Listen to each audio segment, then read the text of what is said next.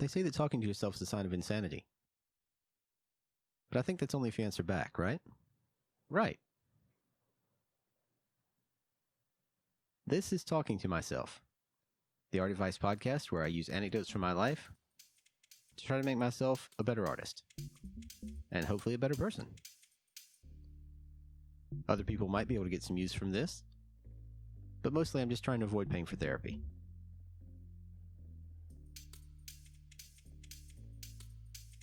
On today's episode, I thought we'd talk about an instance of something in my past that led me to understand how difficult it is to please other people and how hard it is to base your satisfaction on that. And I think that's very relevant for an art. If you make art, if you have an inclination to make art, maybe you don't because you're scared. I'm willing to bet the reason you don't is that you're scared of what other people are going to think or say. Anyway, here's the story. In preparation for my wedding, I decided I was going to lose some weight, like almost everyone who's ever gotten married in the history of time. So I started restricting my diet. I started exercising every day. I lost a significant amount of weight. I got quite svelte. And then I met my new family here in Australia, and I don't know how much they'd seen me before, but they remarked on how thin I was. They were very pleased. They seemed quite happy with it. I'd like to point out at this point that they're kind of,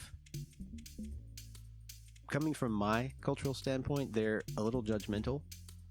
For instance, my mother-in-law told my wife at the time that she had to exercise. If she was pregnant, she had to exercise because if she didn't, she'd have a fat baby. And not only is that ludicrous, but it's also kind of obnoxious and presupposes that a fat baby is bad. At any rate, this is the kind of ideology we're dealing with, the kind of mentality we're dealing with. And not the entire family's not like that, obviously, but some of them were. Upon meeting these people in my new scarecrow state, and I was pretty thin. I probably was a little too thin. I didn't have a lot of muscle tone because the exercises I did were focused mainly on cardio and weight loss. So my cheekbones were quite pronounced. And it was remarked that I looked great, except I needed to gain some weight in my face. And I think to myself, that seems complimentary at first, but then it gives you this backhanded supposition of acceptance. If only you could do this impossible thing, you'd be perfect. I'm not sure how familiar you guys are with physiology and biology, but it is impossible to gain weight in one area of the body only, unless you surgically add weight to an area. And I don't think they meant sewing coins into my face. While they were correct, my face was a bit gaunt. Their suggestion that I do this thing to be perfect immediately made me think, well, they're not pleased. They're never going to be pleased. The only way they'd be pleased if I was able to accomplish something impossible. Similar instance, same people. I was at one point, don't ask me why, at one point I was trying to undergo a career in 2D animation as a freelancer.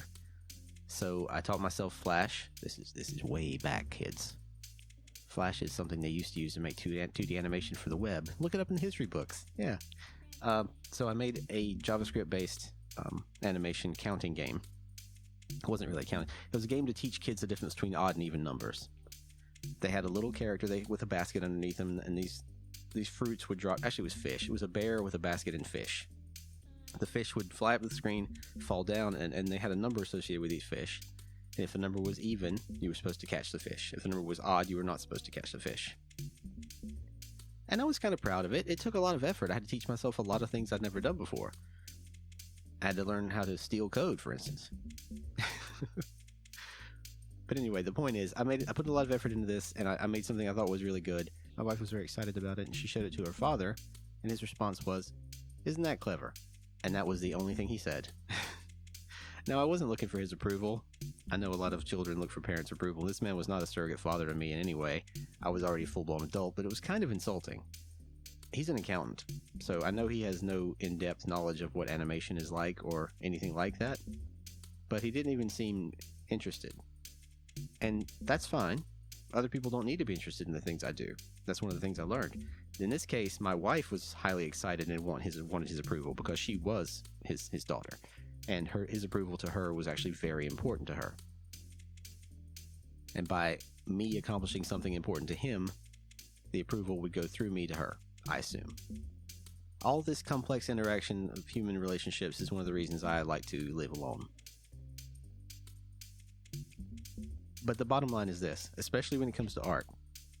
Don't let someone else's appraisal of what you've done be the basis for your own appraisal for what you've done.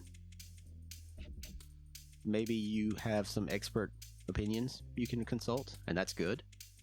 That's wonderful. If they can give you some helpful advice, that's great. If they tell you something's horribly wrong and you keep hearing that, maybe look into it. But ultimately, you have to decide if the art you're making is as good as it needs to be. We've talked before about not being able to put your maximum effort into everything at all times because that's not how maximums work.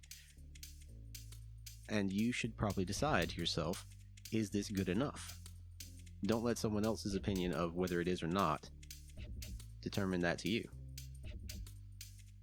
The only real caveat to this is if you're doing something for hire for a project, and the person who's paying you to do the project says this particular aspect of it is not good enough.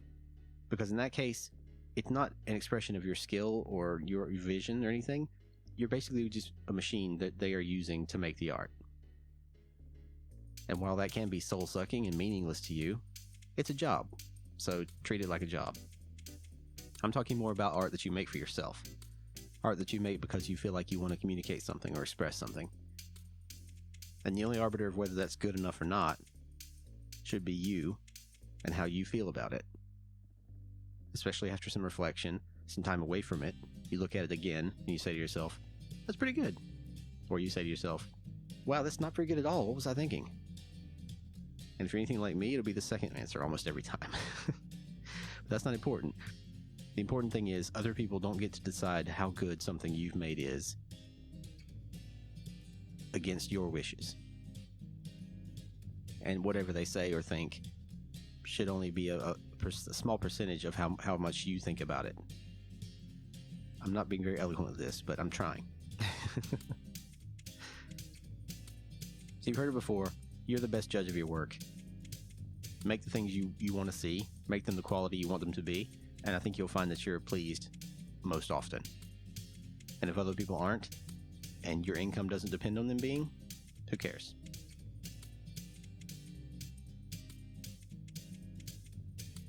As always, thank you guys for listening. I really appreciate it. Special thanks to the patrons on Patreon. You guys get to hear and see these a week early. You get other bonuses, and you are the shiniest people I know. Thank you so much for your contribution and for your support. So until next time, definitely keep making stuff. Make it the best you can. And don't listen to anybody who says it's not good enough. Take care, and I'll see you next time.